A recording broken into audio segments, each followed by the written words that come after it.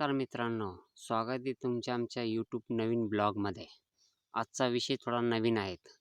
आज जो विषय घेऊन आलेला आहे आम्ही एक वनस्पतीबद्दल थोडक्यात माहिती देतो आहे। ही वनस्पतीची जी झाड बघताय ना तुम्ही, याला कोणी पानफुटी म्हणतात। त्याचं कोणाला झाड लक्षात नाही येत आणि कोणाला पान लक्षात नाही येत, त्यासाठी हा ब्लॉग बनवत आहेत।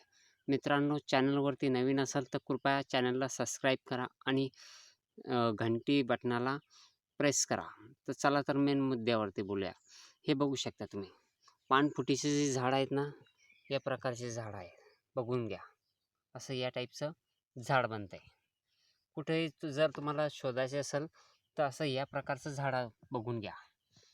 नंतर त्याचा जो पान आहेत ना, तो असा या प्रकारचा जाड असावा, तरच तो पानफुटी म्हटलं जातं। आणि दुसरं मेन गोष्ट म्हणजे ह्या ज्या पानाची जी आहे ना, या साईडला बघू शकता तुम्ही, ह्या साईडला जो अंगठा लावलेला ना, इथं असे जमिनीवर पडला, समजा साधारण जमिनीवर असा पडला की 8 ते 10 दिवसानं या साईडला जे आहे ना, या साईडला असे ढवळे कोंब निघतात। आणि ते ढवळे कोंब निघले म्हणजे हे 100% पानफुटीचं वनस्पती आहे, हे समजून घ्यायचं आपण। आणि तरच तुम्हाला काय करायचं आहे याच्यावर तुमच्यावर विषय हा। आणि मेन म्हणजे हे आयुर्वेदिक आहे, याचा अद्याप आमच्याकडे कुठलाही पुरावा नाही। हे तुम्हाला काय करायचं आहे, तुम्हाला कुठं लावायचं आहे, हे तुमची मर्जी। आणि झाला प्रश्न, जर तुम्ही तुमच्या शेतात किंवा बांधामध्ये लावत असाल, एकच पान ठेवा। त्याच्या अवतीभोवती जर पानं पडले तर या प्रकारची अशी वाढ होते। आणि ती वाढ तुम्ही म्हणशाल आम्ही उपटून एक साईडला फेकून देऊ, पण पुन्हा तिथे वाढ होते।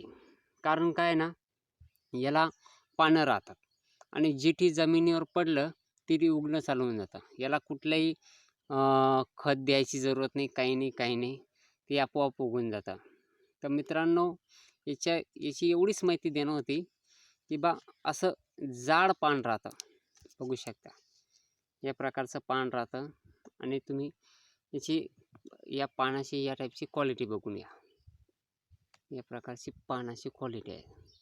असं तुम्हाला या झाडाची थोडक्यात ही माहिती कशी वाटली नक्की कमेंट करा आणि पुढच्या ब्लॉगसाठी चॅनल सबस्क्राईब करा।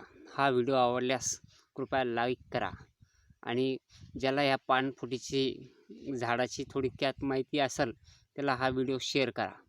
तर चला तर मित्रांनो, हा ब्लॉग इथे समाप्त करूया। भेटूया पुढच्या ब्लॉगमध्ये आणि अजून एक कोणची वनस्पती आहे त्याची शोध घेऊया। ह्या ब्लॉगवरती एवढं बोललं, एवढा विषय संपला। धन्यवाद मित्रांनो।